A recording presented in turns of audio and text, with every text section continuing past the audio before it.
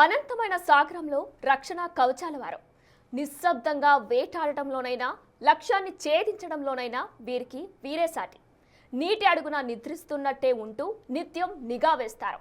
కనిపించకుండా శత్రువును మాయం చేస్తారు. భారత తీర జలాల్లో శత్రువు అడుగు పెట్టాలన్నా, దేశంపై ఏదైనా కుట్ర చేసే ఆలోచన చెయ్యాలన్నా ఒకటికి 10 సార్లు ఆలోచించేలా చేస్తారు వారు. ఒకప్పుడు తీరానికి రక్షణగా మాత్రమే ఉండేవారు. ఇప్పుడు ప్రపంచంలో ఏ సముద్రంలోనైనా ఆపరేషన్స్ నిర్వహించేలా ఎదిగారు. మనం మాట్లాడుకునేది king of blue sea, Indian navy గురించి. 77 ఏళ్ల గణతంత్ర భారతంలో ఇండియన్ నేవీలో వచ్చిన మార్పులేంటి, రాబోయే మార్పులేంటి?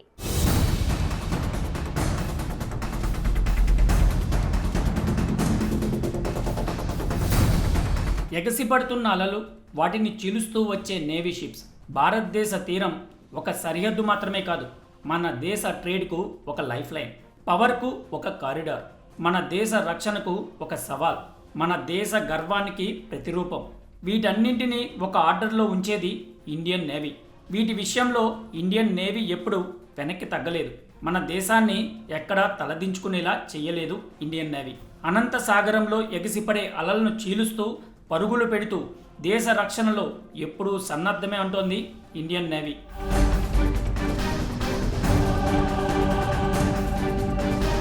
మిషన్ ఎలాంటిదైనా, ఎంత సవాల్తో కూడుకున్నదైనా,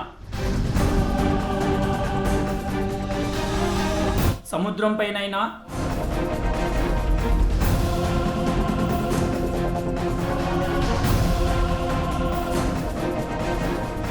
సముద్రం అడుగునైనా,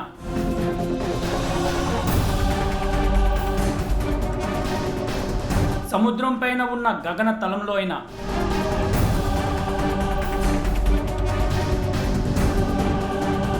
any time anywhere Indian navy ready.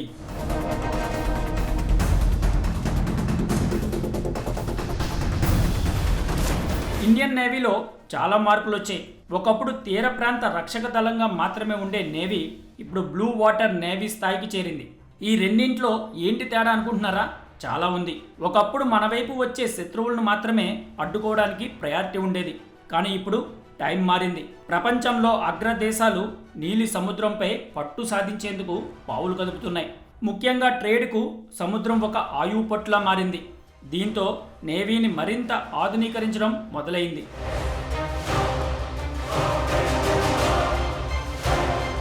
ఇప్పుడు ప్రపంచంలో ఎక్కడైనా, ఏ సముద్రంలోనైనా ఆపరేషన్ నిర్వహించే సత్తా ఇండియన్ నేవీ సొంతమైంది. మన దేశానికి 3 వైపులా సముద్రమే ఉంటుంది.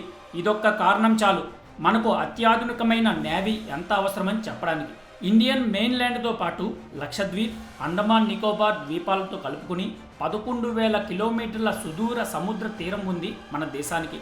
వీటికి పహారా కాస్తూనే మన దేశ లక్ష్యాలను సాధించేందుకు బిహైండ్ ది ఎనిమీ లైన్స్ పనిచేయాల్సిన అవసరం ఉంది మన నేవీకి. అందుకే ప్రస్తుతం నేవీకి అత్యంత ప్రాధాన్యత ఇస్తోంది కేంద్ర ప్రభుత్వం.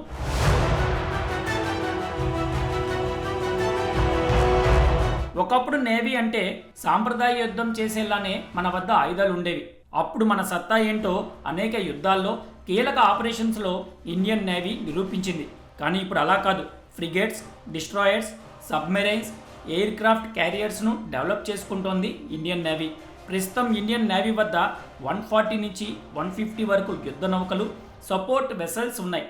INS Vikramaditya, INS Vikrant aircraft క్యారియర్లు, Visakhapatnam class, Kolkata class, Delhi class ఫ్రిగేట్లు, Nilgiri class, Shivalik class, Talwar class submarines, Arihant class nuclear powered submarines, Kalvari class కార్వెట్టీలు, Kamorta, Khukri, Veer class patrol vessels, Saryu, Sukanya class చిన్న నౌకలు ప్రస్తుతం ఇండియన్ నేవీ వద్ద ఉన్నాయి.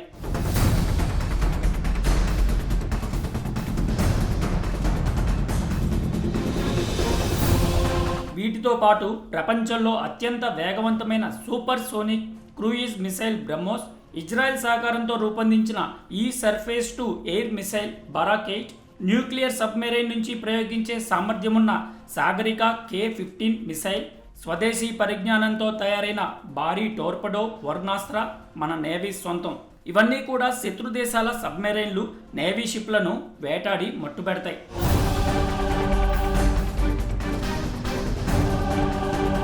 ఇదంతా పాస్ట్, కానీ రాబోయే టైంలో మరింత సామర్థ్యాన్ని పెంచుకోవడానికి సిద్ధమవుతుంది ఇండియన్ నేవీ. ఈ ఏడాది రికార్డు స్థాయిలో 19 కొత్త యుద్ధ నౌకలు నేవీలో చేరనున్నాయి. Nilgiri class stealth frigate INS Taragiri ఈ ఏడాది నేవీలో చేరనుంది. వీటిని శత్రువుల రాడార్లు అంత తేలిగ్గా పసిగట్టలేవు. యాంటీ సబ్మెరైన్ క్రాఫ్ట్స్ను కూడా చేర్చుతున్నారు. సముద్రం అడుగున దాక్కున్న శత్రువులను పట్టుకోవడానికి ఆన్రోత్ వంటి శక్తివంతమైన నౌకలు నేవీలో చేరనున్నాయి. అంతేకాదు, న్యూక్లియర్ పవర్తో నడిచే రెండో సబ్మెరైన్ ఐఎన్ఎస్ అరిగాత్ కూడా ఫ్లీట్లో చేరనుంది.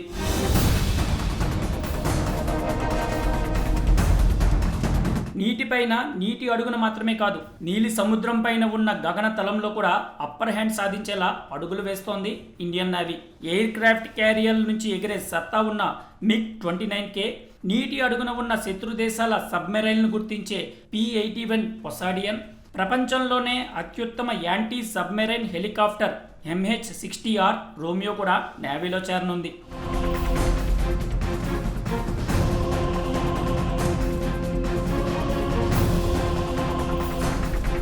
ఇదే కాదు, కమ్యూనికేషన్ను కూడా మరింత సీక్రసీగా ఉంచేందుకు నేవీ అనేక చర్యలు తీసుకుంటోంది. శాటిలైట్ కమ్యూనికేషన్ను ఎప్పటికప్పుడు డెవలప్ చేసింది, దీన్ని మరింత అప్డేట్ చేస్తోంది. అంతేకాదు, నెట్ సెంట్రిక్ వార్ఫేర్ను కూడా డెవలప్ చేస్తోంది ఇండియన్ నేవీ. ఎందుకంటే యుద్ధం అంటే ఇప్పుడు కేవలం 4 గన్లు గర్జించడం, మిసైల్స్ వదలడం కాదు, డ్రోన్లు, సెన్సార్ల ద్వారా శత్రువు ఎక్కడున్నా కనిపెట్టి క్షణాల్లో స్పందించే వ్యవస్థలను కలిగి ఉండడం.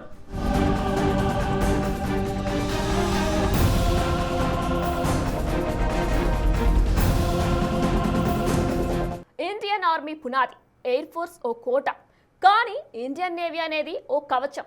భారత్కు 3 వైపులా ఉండేది సముద్రమే. భారత్ ఆర్థిక వ్యవస్థకు లైఫ్ లైన్ సముద్ర మార్గమే. అందుకే నేవీ ఇప్పుడు మనకు అతి ముఖ్యమైనది. దీంతో పాటు కాలం మారుతుంది, యుద్ధం తీరు మారుతుంది. అందుకే ఇప్పుడు నేవీ సరికొత్త రూపును సంతరించుకుంటుంది. ఆయుధాలు, యుద్ధ నౌకలతో పాటు మరో వ్యవస్థను కూడా రూపొందించుకుంటుంది. ఇండియన్ నేవీ ముందున్న సవాళ్లు, లక్ష్యాలేంటి? ఈ క్వశ్చన్కు ఆన్సర్ సముద్ర సరిహద్దులను రక్షించడం, మన దేశ ఆర్థిక ప్రయోజనాలను కాపాడటం, విపత్కర సమయాల్లో సహాయ కార్యక్రమాల్లో పాల్గొనడం, అంతర్జాతీయ శాంతి భద్రతను ప్రోత్సహించడం. అంతే. ఆన్సర్స్ వినడానికి చాలా సింపుల్గా ఉన్నా ఇది ఆచరణలోనే చాలా కష్టమైన పని. ఎందుకంటే భారత్కు 11,000 కిలోమీటర్ల పొడవైన తీరం ఉంది. ఇదే మొదటి సవాల్ కాగా, పక్కలో బల్లంలా అటు చైనా, ఇటు పాకిస్తాన్, ఇప్పుడు కొత్తగా బంగ్లాదేశ్. భారత్కు చుట్టుపక్కల శత్రు దేశాలే. వీరికి భారత్లోకి సులభంగా చొరబడేందుకు మార్గం సముద్రమే. అందుకే తీర జలాల్లో నిఘాను పెంచుతూ వస్తుంది ఇండియన్ నేవీ. అంతేకాదు, నిత్యం పెట్రోలింగ్, యాంటీ పైరసీ ఆపరేషన్స్ చేపట్టడం లాంటి వాటిని చేస్తుంది. గతంలో కూడా ఇలాంటి ఆపరేషన్స్ నిర్వహించేది ఇండియన్ ఆర్మీ. కానీ ఇప్పుడు అందులో ట్రెండ్ కాస్త మారింది. ఆపరేషన్ పీరియడ్ పెరిగింది.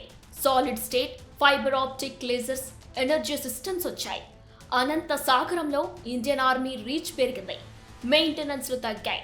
షిప్స్, సబ్మారిన్స్ కు న్యూక్లియర్ ప్రొపల్షన్ సిస్టమ్స్ వచ్చాయి. ఫస్ట్ కిల్ క్యాపబిలిటీ పెరిగింది. నావల్ కమ్యూనికేషన్స్ అప్డేట్ అయ్యాయి. ఇస్రో డెవలప్ చేసిన GSAT-7 multi band military communication satellites ఓ గేమ్ చేంజర్గా మారాయి. అంతేకాదు, Indian navy animated marine systems పై కూడా ఫోకస్ చేసింది. 2050 వరకు నేవీ సరికొత్త రూపంతో పాటు అత్యంత శక్తివంతంగా మార్చాలనేది భారత ప్రభుత్వ ఆలోచన. ఇందులో భాగంగా సరికొత్త ఎయిర్ క్రాఫ్ట్ కెరియర్లతో న్యూక్లియర్ పవర్డ్ సబ్మారిన్లకు చేర్చేందుకు ప్రణాళికలు రచిస్తుంది. అదే సమయంలో వ్యూహాత్మక ప్రాంతాల్లో కొత్త నేవీ బేస్లను ఏర్పాటు చేసే పనిలో కూడా ఉన్నారు. అంతేకాదు, మల్కా జలసంధికి దగ్గరలో ఉన్న అండమాన్లో ఇప్పటికే ఐఎన్ఎస్ బాజ్ బేస్ను రన్ చేస్తుంది ఇండియన్ నేవీ.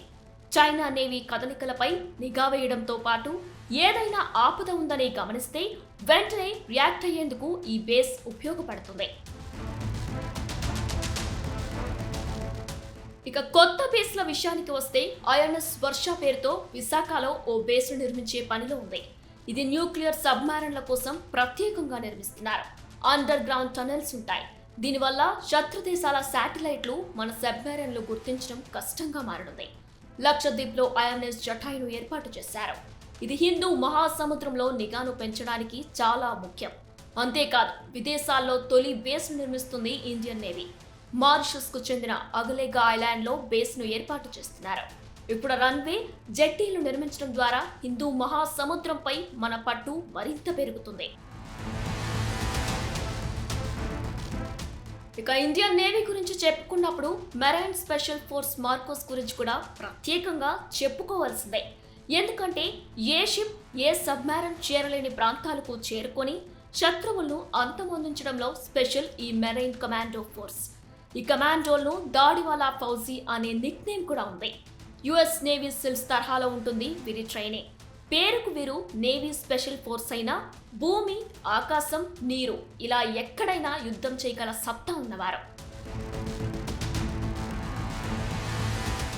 సముద్రపు దొంగలు అడ్డుకోవడమైనా కౌంటర్ టెర్రరిజానికి సంబంధించి ఇండియన్ నేవీ ఇప్పటికే అనేక ఆపరేషన్స్ నిర్వహించింది. ఇందులో ఈ మార్కోస్ ది కీ రోల్. సముద్రం నుంచి శత్రువులు తీర ప్రాంతాలపై దాడి చేయడంలో అయినా, శత్రువుల భూభాగంలోకి రహస్యంగా వెళ్లి సమాచారాన్ని సేకరించడమైనా, నీటి అడుగున ఉన్న శత్రువుల యుద్ధ నౌకలు, స్థావరాలపై దాడులు చేయడమైనా, ఇలా పని ఏదైనా ఎవరూ గుర్తించుకుంటా చక్కబెట్టుకుని రావడం వారి పని. ఇలా ఇండియన్ నేవీ కొత్త యుద్ధ నౌకలు, అత్యాధునిక టెక్నాలజీలు, మరింత అత్యున్నతమైన సైనికులతో సాగరాలపై రాజ్యమేలుతూ శత్రువుల వెన్నులో వణుకు పుట్టిస్తుంది.